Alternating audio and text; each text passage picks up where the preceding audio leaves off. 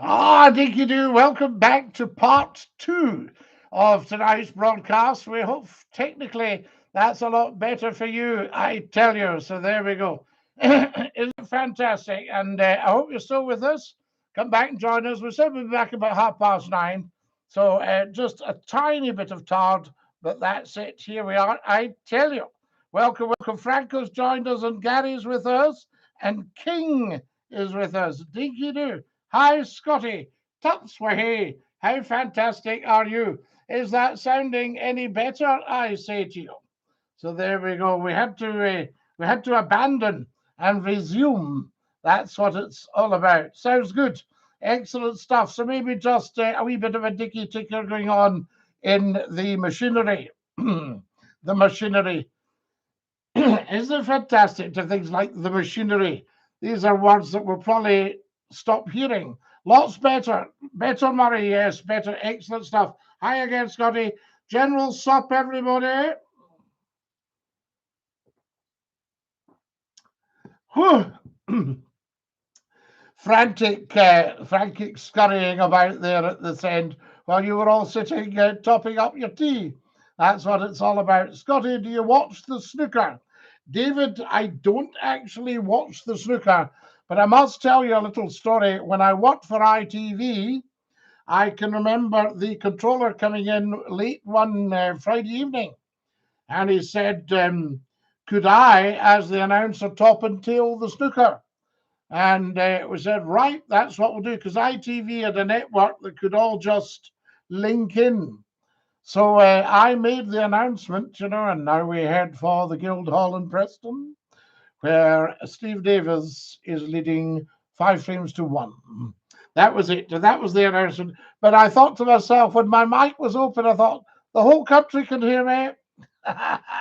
So the boss said, so don't make a mess of it. That wasn't his actual words, but that was his implication. What am I talking about? Troon to Arran. That's it, Andrew. I thought so. I think everybody would be rushing down to Troon to get the boat to open. Thought we need to stop them. I was expecting you to break things pressing the buttons. Well, not to eat. All things are possible. And nobody knows that better than you. We could have had a broadcasting disaster in our hands. And that would have been it. The game would have been up. Such a shame snooker is tailor-made for a man of your distinction. Now, David, can you just see me? Just quiet, everybody, please. And Scottie McClue, of course, just about to take this incredible shot. If it comes off, he's got £50,000 in the bank. I tell you. So then, well, I might take it up when I retire, you see. Because, time marches on, tempus fugit.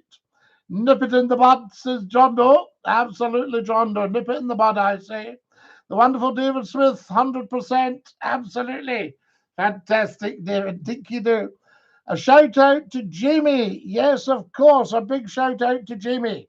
Absolutely. How lovely to hear from somebody that knows the wonderful Jamie. Tremendous. And tell him I'm missing him, especially at meal times.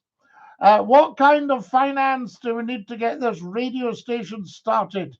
Is it doable? Well, Andrew, it's interesting. I'm talking to people right now, believe it or not. And I did get offered a show on the radio this week, but I'm pretty maxed with other things at the moment. But I will keep talking because these are lovely people. Who have we got here? Scotty would stop the boats. Well, of course we would. Absolutely. There we are. Protect our transistors and brothers. When you say transistors, do you mean radio sets? Or actually trans sisters and brothers? Yes. Oh, no, I think they'll be protected. Don't you worry about that. Probably a lot more protected because of the ruling this week. So there you are. Everybody knows where they stand. Professor Numpty was announcing the snooker your 15 minutes of fame, Scotty. Well, Numpty, I would hardly call that announcement 15 minutes. I would have said more 5 seconds. I think it was 5 to 7 seconds. But it was certainly a great moment. I didn't, thank goodness, I didn't think about it till after I'd done it. And I thought, my goodness, my mic was live to the whole country there. I tell you, telephone's ringing. Somebody must be on it. Let's see who it is. You're live on Scottish Phone In. Who's that? This is Mrs. Topsway. Mrs. Topsway, what a treat to hear from you. Is this your bid to keep him off the airwaves? He forced me to phone you. Forced. Oh, he would not do that. He would. I'm sure there's a quarter of chocolates involved, or a glass bottle of Lucozade.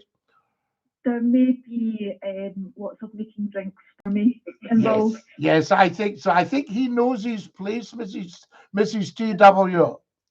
Oh, Mrs. TW. Mrs. TWH. Oh, very good. How lovely to hear you. Are you having a dinky-doo Easter? Yes. Nice restful day today. Lovely. But yeah, I wanted to phone you because he said that apparently you don't get many women phoning. I don't get many women phoning? No, we don't get so many women phoning, but in actual fact, there is a slight male bias on the show when I see the figures. But the ladies are coming and joining us in their droves now. They've obviously heard Tops. And, and they think, oh, hang on a minute, there's all these characters. And that old McClue's quite hot as well. Well, I thought I would phone just to kind of like bump up the figures. Fantastic. Well, that's us had a lady now, so Tops can't say that again. You can say, there was a lady on Saturday night. What are you on about? I see there's nice people on the chat as well. Oh, yes, they're lovely. And get to know them because they're a nice crowd. They've been with me some of them for 30 years. Brilliant. In fact, Numpty Heed actually, and he won't like me saying this, 33 years. Really? Yes, because he used to earwig when I was down south. He must have had some radio set up and he earwigged the station in Preston. He'll probably come on and try and put me right. Hello, Mrs. TWH? Oh, she's done a runner, so there we are. Fantastic. Must be. Oh, are you there? Hello. I can hear you. You can hear me? Ah, excellent. We lost you for a bit there. My phone's a bit old and it needs updated. I think Tuck should take you on Easter Monday to some big store. Get you a lovely new phone. Yes. I've been suggesting this to him for a while. We should go and get new phones. Well, that's Monday sorted. He's too cheap, apparently. I've got to force him into that. Fantastic. Well, it's lovely to hear you. And a big dinky-doo. Is himself coming on from work, or is he in the huff? Is himself coming on? Almost. Scottie, I can't really hear what she's saying, so I'll probably have to come on and file a lawsuit against her for calumny. Yes, oh no, just chase Callum. Lovely, my dear, and thank you so much for that. It's lovely to speak to you, Scottie. Fantastic, a winner, and absolutely, and that man of yours, he's amazing. Everybody loves him. Don't tell him he'll get too big. That's right, Rest. Don't swell his head too much, and he'll not get in the door. Yeah, that happens anyway, but. You're great people. That's all I can say. Well, happy Easter to you, Scottie. Happy Easter to you, my dear, and thank you so much for your call. It's very much appreciated. And tell Tops, if he's not in his cups, did you see what I just did there, a wee rhyme? To give me a wee ring later. To give him a wee ring later. That would be lovely. And dinky-doo. Dinky-doo. Dinky-doo. Thank you, you too. There we are. Mrs. Tops are here. Very nice. We like that. On for the chat. Hello, Scottie. Oh, hang on. What's happened to you? Hello? Scottie? Yes. It's Gerard again. Gerard, how lovely to hear from you. Are you dinky-doo? Oh, I'm Dinky-Doo. How are you? I'm absolutely remarkable for my age. I was out last night talking about you at dinner, Oh no! and it was my friend's wife. I used to remember. I remembered him on the radio. Brilliant, right? So I've got my wife recording this, right? So Yes. we can now send it to her. I'm sending a wee beagle and her having a few refreshments, Scotty. How wonderful! Absolutely. And Jerry, what a delight to hear from you. You take it easy. You take it easy, Scotty. You stay fabulous. Hashtag stay fabulous. Okay. Hashtag stay fabulous. Jerry, what do you think about what we did technically tonight? Was that a winner? Well, the thing was, Scotty, I only came on and I realised what you said was, I'll need to come back at 9:30. That was as much as I got. That was it. That was it. So what we did was we did a runner and then we came back a little bit after the half hour, but we're back and it seems to be fine. Perfect. Hey, this is superb. You do need to get back on the radio though. Oh yes. I think that's a given, isn't it? No, 100%. Could you say hi, Karen Reid, for me, please? I could say hi to Karen Reid and Dinky-Doo. Oh, superb, Scotty. Superb. You take care, buddy. Look after yourself. Ta-ra. Bye-bye. Bye-bye. What a nice fella. So there we go. That's him. I tell you now. What's happened here? Have we lost everybody? Oh, honestly, there we are. I tell you. Now, what have we got here? It's a lot better, Susan. There's Elise. Hi, Susan. Hope your knee's better. Hello, Mrs. TWH, says Elise. Elise, how lovely to hear from you, and a big Dinky-Doo. So there, what kind of finance do we need to get this radio station started? We love that one. Hello, Scotty. Please say hello to Caitlin and Andy. Wow, Caitlin and Andy. We say Dinky-Doo to you. And that's from Elise. Fantastic. There we are. I think Elise is in London. So I don't know if Caitlin and Andy are in London as well. Numpty says, Scotty, what do you want to be when you grow up? Numpty Heed, that's the most difficult thing you've ever asked me. And you've asked me a lot of very difficult things. And I just don't know. I used to want to be a train driver, but that was a steam train, and they don't really have so much of them. I would imagine the guys that do the Coronation and the Mallard, the Flying Scotsman and the Nigel Gresley, I think, they'll really be right out the top drawer. So I might, and the other thing I was wondering about was being a pilot.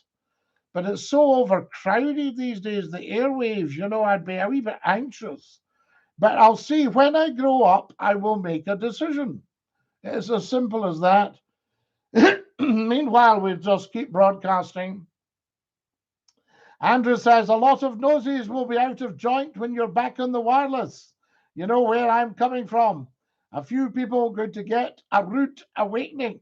Andrew, they always do. The doubting Thomases. The one that we've heard for 40 years is, oh, aye, Scotty, oh, aye, he's finished, aye. You'll not be hearing from him again. No. Well, he's pretty big on the old TikTok and YouTube. You're listening to Scotty's phone in. Who's that? Oh, Dr. Scotty, it's Tom. Dr. Hey, I knew the pressure would be mounting. I need my weekly therapy call, Scotty. Now, should I lie down on the couch? Well, yes, lie down on the couch, but was she giving you a bit of bending you going, are you going to phone him or are you going to not? No, it was just, no. She's, how to describe this without getting myself in trouble? She sounds absolutely delightful, by the way. You're probably the luckiest man in the world. Well, I've got you on the speakerphone, and she's now decided, after all these months, she's decided she quite likes watching you live. All right. She's sitting in my extremely expensive office chair, and I've had to drag a kitchen chair through to my office. Now, I'll tell you what's going on here, Tops. Do you see what I mean? Here's a bit of marriage guidance for you. She Thank you. says to you she likes watching me live. In actual fact, she likes listening to you live, but she doesn't want to tell you that in case it swells your head. So she goes, oh, sorry, Mrs. Stubbs, I shouldn't have given that away. I'm terrible for knowing all these secrets about ladies. Well, it was quite a strange experience because I use the speakerphone, so she can hear you and talk just now, but she wasn't using the speakerphone, and obviously you have to turn the sound down so that we don't get feedback. You do. So you don't get what we used to call howl round. Exactly. So I have absolutely no idea what you guys are talking about. I could see Mrs. Tutsley giggling, and it was that kind of conspiratorial giggling. So who knows? I would just like to put a legal disclaimer. Whatever she said, it's nothing to do with me. Of course not. So there we are. So all the kindness that she's experienced, nothing to do with you, right? I'll make a note. And how wonderful you are, nothing to do with you, right? I'll make a note. Well, you just remember, Scottie, I can watch, but I'll be watching this back later, and you better not be telling me to. Wonderful. Very, very briefly, yes. Because you and I are always a bit on the brief side. Oh, I know. We're legendary. I'm sure you get so many comments that say, that was a good call, Scott. If only it had been a little bit longer. No, I get calls saying, "Isn't Tutsley great?" And we love the way he and Scottie feed off each other, I think was the term, something like that. well, that's actually reminded me of something. I don't want. Sounds like marine cannibalism, so we'll maybe not go there. Well, no, I've had an idea for a little while, and I promise you, I don't want to freak you out, but I wonder if piranha fish say that to each other. Oh yeah. Oh, I love the way they just feed off each other. Well, I was going to ask you, I've been meaning to ask this for a while. There's a venture that you might be interested in. I won't go into any details just now. Right. It's nothing scary, but if Mrs. Tutsley was to send you a personal message through Facebook, do you read your personal messages? I sometimes have trouble with them, but I do get them eventually. I had one asking me if I would speak at a rally, and I sent back that I'd certainly be very interested. And they said, "Scottie, that was 2 years ago we sent you that." You'll probably, if you check, it'll probably be, you'll have a massive backlog. But what I'll get, I don't have any social media connections. This is as close as I get to social media. But Mrs. Tutsley said she would forward a message with my own email address. Lovely. And if you get the chance, it's nothing weird, I promise you. No, I'm quite sure. No. I mean, I think if there was anything weird about you, we'd have got it by now. Oh yeah, this is what my wife's sitting right here. This is as weird as I get. And I think I remember Mrs. Tutsley has spoken to me, so if there was anything weird, she'd have said. Oh, absolutely. Well, now you're a couples therapist, so we should be paying you, Scottie. But just very, very quickly, the Tutsley family have taken up far too much time. But not at all. Last week you were talking about knights and the old knights and proper knights that landed gentry and stuff. And what it struck me was nowadays the knights don't do battle. What they do is it's people who pretend to do battle become knights.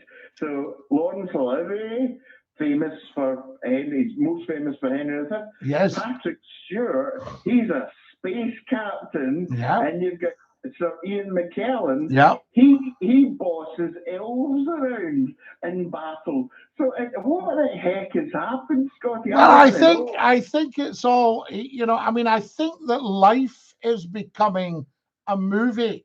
So life is the new Hollywood. And people are now getting information. You say, what's going to be happening, do you think, if Donald Trump goes ahead with this? Just watch the movie. It's all designed. It's all written. It's all coming out. Part 2, part 3. Watch the movie and you'll find out. I think I once managed to insult Sir Patrick Moore, the famous astronomer. Oh, no. Well, I didn't mean to, but we went up about 2003, I think it was. There was an annular solar eclipse. Now, that's the moon. It completely fills the sun, but it formed a ring of fire around the moon. But you could only see it at the top of Ben Hope, way up near Tongue. Wow. And only at 5 o'clock in the morning. So a friend and I climbed it in the night, and we saw this amazing thing. But we were the only people that could see it because it was very misty, but we were high up. So we went down. We eventually got breakfast at the hotel in Tongue, and sure enough, Sir Patrick Moore was there. So I just couldn't resist. He was an absolute hero of mine. I couldn't resist going up. I wouldn't normally do this to any famous person, but I went up and I just said I must, and he immediately came out, and he's very, very direct, not rude, but I called him Mr. Moore. Oh. And yeah, it's Sir Patrick, which sounds very informal to me. I don't know the man, but and he was surrounded by BBC flunkies, and after being very, very nice to me and indulging in a very little bit of chat, his phone went off, and I am absolutely certain one of the BBC flunkies phoned his phone just so he didn't have to talk to me. Hey, maybe sir, give us a ring. No, I think he was a very nice character, very sort of keen on the old ways. He stayed in a little cottage. I think he stayed with his mother till the end of her life. I can't remember. And he had things like an old Ford Prefect and that. And he was a wonderful glockenspiel player. I remember that from when I was a child. He'd be on Blue Peter playing. Yes. Incredible. Incredible player and just a remarkable man. And he liked the old ways. But I'll tell you one similar to that. It was lovely. It was when two Marquis of Bute passed, was this marvellous man who was the chairman of the National Trust for Scotland. Yes, the Marquis of Bute, John Bute. And he arrived at one of the ITV stations one night. And he came in, and there was no side to him, and he was a great funster as well. He was the father of Johnny Dumfries, the racing driver. And Johnny Dumfries called himself Johnny Dumfries because he was the Earl of Dumfries, which would originally be Dumfries House, you see, and the heir to the Marquis of Bute in Rothsay, in Mount Stuart House. Wonderful piece of Victorian Gothic architecture. But the Butes were all lovely people. They'd made their money from the docks, I think, in Cardiff, as well as being aristocrats. But he arrived at the ITV station to speak about the National Trust, and the girl on reception said, "Can I help you?" And he said, "Ah, yes, I'm here to do the evening program." And she said, "Sorry, can I just have your name, please?" And he went, "Yes, John Bute." And she phoned upstairs. She went, "That's Mr. Bute in reception." I knew someone. I don't know. Can you name? I don't know names and well, we tend to do that. You see, I can talk about John because he's no longer with us, so he's not good to say yea or nay. Yeah, I'll say that it's not anything derogatory. No, it was someone. It was someone whose first name was the same as her married name. Oh. But it was a late landed gentry, so it was lady name of name. Yes, absolutely. Well, no, you get a lot of that, and some of the aristocracy, when you look closely, there's like half a dozen names. Yeah. Because but you see, in Scotland, you cannot have a clan chief with a double-barreled name. So even if one of the McClues had married, a very wealthy MacDonald, you couldn't be MacDonald McClue. I did not know that. Yeah, you can't have a clan chief with a double-barreled name. So we don't go in for it. So if you look at all your big clan chiefs, Campbell, you know, MacDonald, Lamont, Cameron. Well, of course, if you started to have double-barreled clan names, then the tartan would get extremely confusing. That's your problem. Yes, you'd have a problem with the tartan. I tell you. Well, anyway, I'll let you go. Professor Numpty Head is telling us my first telescope was from a toilet roll. Oh, you know, I was thinking about, do you remember kaleidoscopes? They were great. Yes. Toys. I don't know if you get them anymore. And I remember somebody describing the McClue show as a kaleidoscope of knowledge and colour. Well, I've been discovering a lot of your old calls from the days when you're in North England. Oh, no. You post them up on YouTube. Oh, they're still solid gold, man. Solid gold. Well, listen, what I'll do is, as I say, it's nothing freaky. No, I'll get don't worry. to send you a personal message through Facebook, and it'll include my email address. And then, if you're interested, you can send me an email, and it's something I think that would be an interesting, not a business venture, no money involved, but an interesting venture. That's all. How lovely.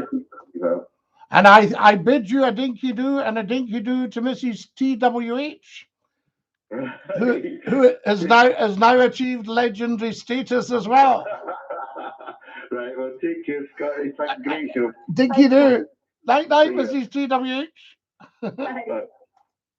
They were fantastic people. That's it. Guys, we are out of time. Time flies when you're having fun. John Doe says there's mic issues. Andrew wants permission to land. Yes, indeed. Runway 03 is clear in your own time. I tell you, keep below the London flight. Tell me when you have a visual. Enjoy your slicker, mate. Dinky-doo. Good night. Good night, all, and happy Easter. You're a good man, Scottie, says Plum Duff. Tune for fish and chips, says John Doe. I tell you, well, there's Einster or Anstruther as well. So I tell you, that's what's going on. Guys, what a wonderful show tonight. Sorry we had to break in the middle. We might make a feature of it in the future. Take care of yourselves. Have a beautiful week. A very, very happy Easter to you all. And dinky-doo.